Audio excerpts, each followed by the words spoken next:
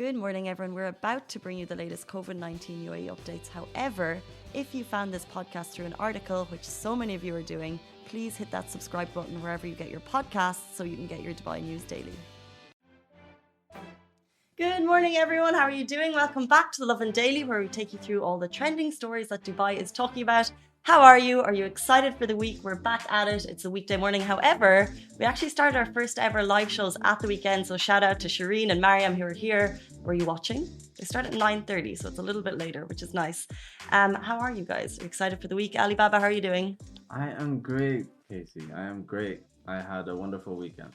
Good. Anything? Did you get up to anything good? Yeah. Hang out. I hung out with my friends. We went out. We went on a yacht. Living your best life. Fancy smancy. Interesting, because yachts have been in the news over the weekend. Yeah. So I'm assuming when you went, they had no entertainment on them and it was just a boat. Yeah. Good. Which we'll be talking about later in the show. All of the latest kind of restrictions introduced. I had a very chill weekend, but I woke up this morning and I never have bad dreams. And when I have a bad dream, I know there's something not good. But I had dreams all through the night, like people I haven't thought of in a long time. And one of them was really weird. I was in this like massive venue and it was like old school, weird stuff was going on. And McGregor was there and we were hanging out. You're hanging out with McGregor. But the thing is, there was other journalists there and we're going to talk about it in the show, obviously, because UFC 251 is happening in Abu Dhabi right now. We're hoping to watch it live in the studio this morning. But anyway, I was hanging out with McGregor in my dream, and then there was other journalists there, and then everyone was like, "Oh, have you had a sit down interview with him?" And I was like, "No." And then he was like, "Oh, we didn't have time," and I was like, anxiety. So nothing shows what's going on in my head, but yeah, I like to have a good night's sleep on a Saturday, and it was just one of those nights you just have bad dreams, loads of stuff. But anyway, on a positive note, it's Sunday morning. We're excited to be with you every single weekday morning. And before we get into the top stories, I want to give a quick shout out to Lovin Extra. As you know, if you're watching with us every morning, that's Lovin Dubai's exclusive membership service. You can sign up right now, and that gets you access to exclusive content, giveaways, loads of competitions going up there, and also this very cool Lovin Eco Water bottle. Which is worth 130 dirham. And if you sign up, it's like 15 dirham a month. So I would recommend it. We actually had a couple of people signing up over the weekend and then they shared the stories. We got to reshare them on Lovin Dubai. So that's really cool. And today on the show, we're talking about an act of kindness by a Dubai Metro employee, which got the attention of the ruler of Dubai. I love this. I love these positive stories being shared. We're also we talk about the McGregor fight. Of course, it's impossible not to. There's so much hype. There's so much build up. If you're watching it, by the way, because we did a list of places. Can you let us know what's going on? Because Alibaba is like kicking himself because he's not down there. I don't understand. like right now, I'm just crying in the corner of the room. It's like you're here physically, but not actually mentally. You're somewhere else. Yeah, I'm crying mentally. Sorry, you're not down there. There was only about 1,000 or 2,000 people allowed into the venue. Very strict, very pricey tickets. But it is being streamed and hopefully we'll be able to bring you a little bit more of that later in the show. And also our top story today, which I'm going to go through right now, which I'm sure you've been keeping up with because there's a little, I wouldn't say confusion, but people are just kind of, Dubai is open, but over the weekend, the city has introduced tighter COVID restrictions across the board. So beginning on Thursday, you'll be well aware, we heard entertainment activities would be banned. There was a question mark over what that meant. And then throughout the weekend, it's been kind of a bit like a domino effect with tighter restrictions announced for gyms, weddings, restaurants, and cafes. So it's just been like, for example, Dubai's Supreme Committee of Crisis and Disaster Management have increased the separation distance between tables at restaurants and cafes from 2 meters to 3. And they've also reduced the number of people allowed to sit at one table from 10 to 7. So 7 people are now allowed at restaurants and then also 4 people at cafes. So if you're a cafe, only 4 people are allowed, are permitted at the table. And if you're at a restaurant, only 7. Have those been introduced citywide straight away? I was sitting outdoors last night and there was quite a bit of distance, but I feel like that's the setup they have anyway. But that's the first one, restaurants. So it's just every single industry, even gyms, they announced that and I think it's trickier for gyms to input this, in place this. What am I trying to say? It's a tricky one for gyms. So to ensure the public health and reinforce safety measures, Dubai Economy announced fitness centres and gyms to increase the physical distance between sports equipment and trainees from 2 meters to 3 meters. Have you been back at the gym, by the way? I'm going today. As in for the first time, or? For a while, yeah. I haven't been back since COVID. Since COVID? No. Oh.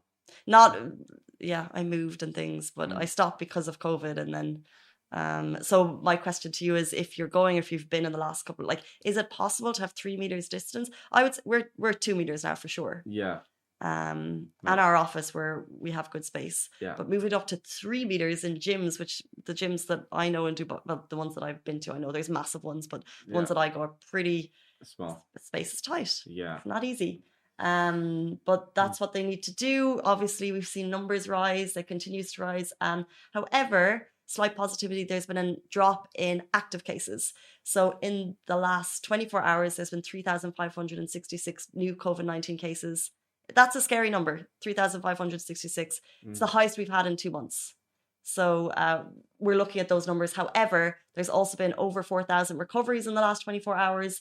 That takes the recoveries to 4,051. Total death stands at 783. Now, the total active cases in the country is 26,275. That's down a little bit from the day before. And daily doses of the vaccine, which I always like to shout out because it's incredible that we have the opportunity to get it, is that 87,720 doses of the vaccine were given out in the UAE yesterday. But yeah, and I really feel so when restrictions like this come in, it's just a little block. Like, we're so lucky to be able to go to the office. I 100%. When I say that, I'm like, we are so lucky to have the lives that we've had in Dubai over the last couple of months. When you look at kind of the bleak kind of future in different countries, I'm not explaining this well. We're so lucky to have lived a relatively normal life. And when we see restrictions like this, people get worried, people get anxious. Are we going to go back to a lockdown? Are we going to go back to a curfew? No, not if we follow these. I think we need to kind of respect the fact that numbers are rising. We need to respect the fact that the government is putting in these precautions in place. We need to consider, have we gotten lazy with our masks? Are we sanitizing as much as we could be? To be honest, though, sometimes I'm seeing less sanitizer at restaurants, which is annoying. Really? Yeah, a couple of places I've been like, why is there no sanitizer? You need to ask for it. No, it sounds like a massive, it's a problem I should probably deal with myself. But it's just because I think that having masks and having sanitizer places and having those temperature checks, which aren't mandatory anymore, it's basically just a reminder to you that there's a virus. So putting these restrictions in place, it's kind of like a kick. Remember, guys, virus is still there. Let's be as cautious as we can. Let's not plan those big parties. Weddings, by the way, if you were planning your wedding and you were going to take advantage of the 200 guest rule in Dubai, you cannot do that anymore. The 200, now there's a maximum, first degree relatives only, maximum of 10 guests, whether at a hotel or at home. So weddings, that's completely changed up the wedding scene. So please take note of that. And that's effective from Wednesday, 27th of January. And you can get all those updates on Lovin Dubai. Shireen was writing about it over the weekend, and they're also on Dubai Media Office via NCMA. Actually, not via NCMA because this is Dubai only. But there you go.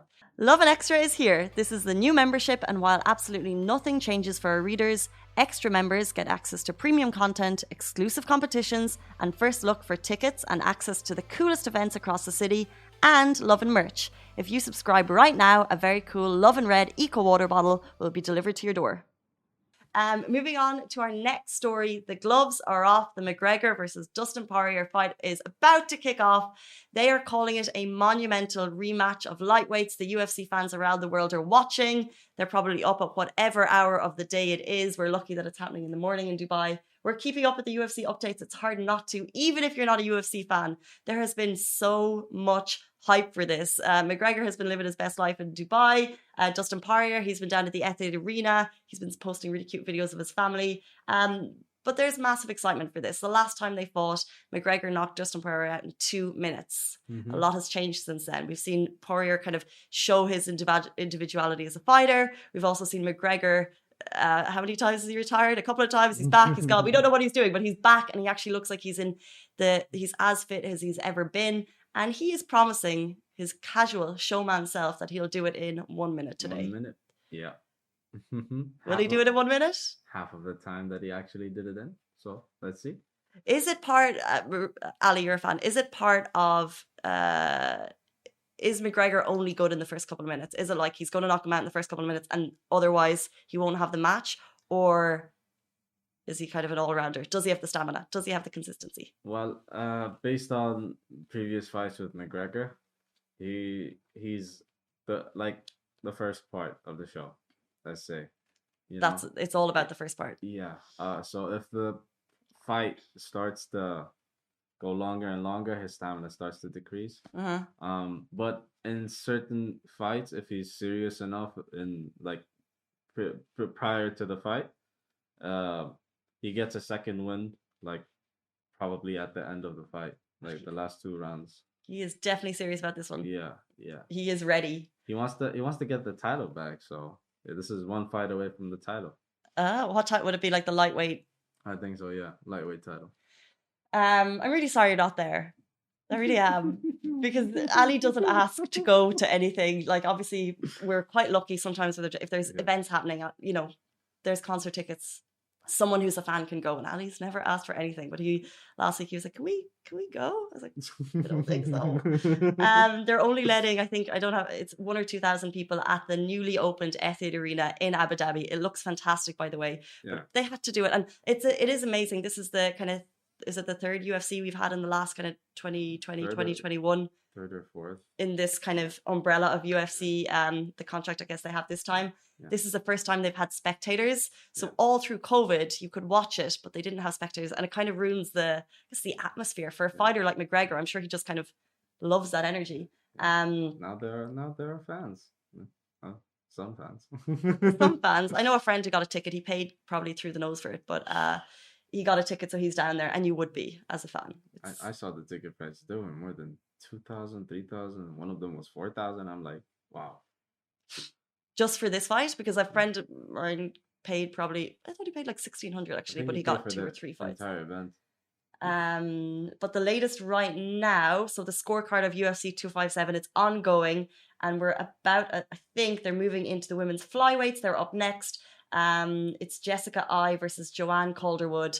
They're going to fight. And then there's also Dan Hooker versus Michael Chandler. And then finally, the scorecard of the night, Conor McGregor versus Dustin Poirier. And all eyes will be on it. And we're hoping to watch it in the office. And if we do watch it, we might go on live so you guys can watch it with us. Yeah. Because we know it's on in McGettigan's. We know it's on in Bridgewater Tavern. There's a couple of places watching it. But otherwise, you need to subscribe. And it's this whole thing. So we'll try and see what we can do. And if you're interested, let us know. Let me know right now. Facebook.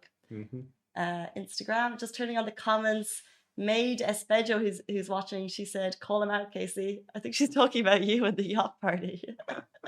It was quite a fancy weekend you had.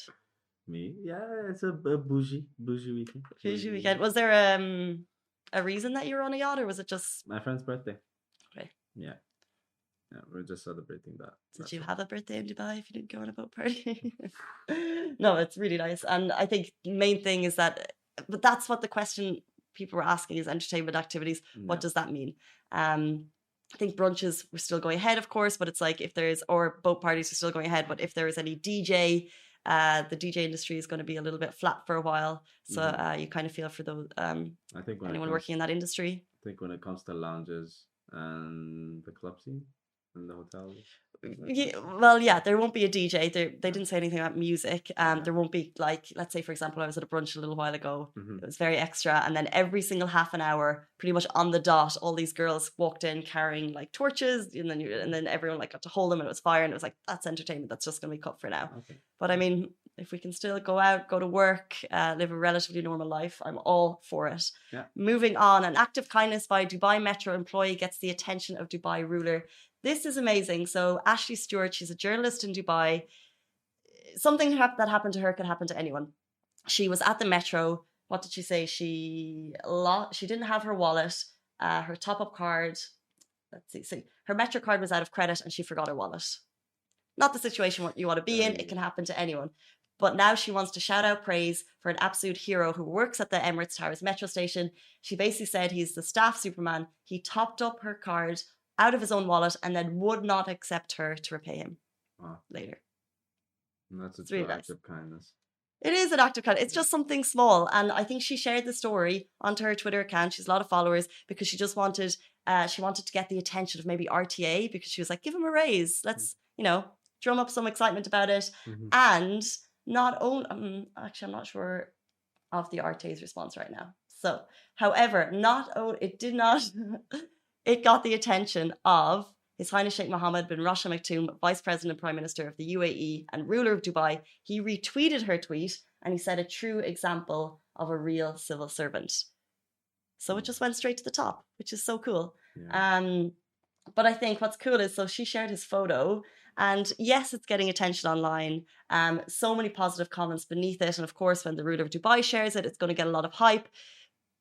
He's working at Emirates Towers metro station. If you pass there every day, keep an eye out for him. Maybe you could, it's like a pay it forward thing, and we could pay it back to him. Yeah. Because her intention to share the story was basically for that purpose, get him some praise. So guys, that is it from us on the Lovin Daily. Hope you're good. Have a great week, and we'll back with you tomorrow morning, same time, same place. Stay safe and wash your hands. Bye.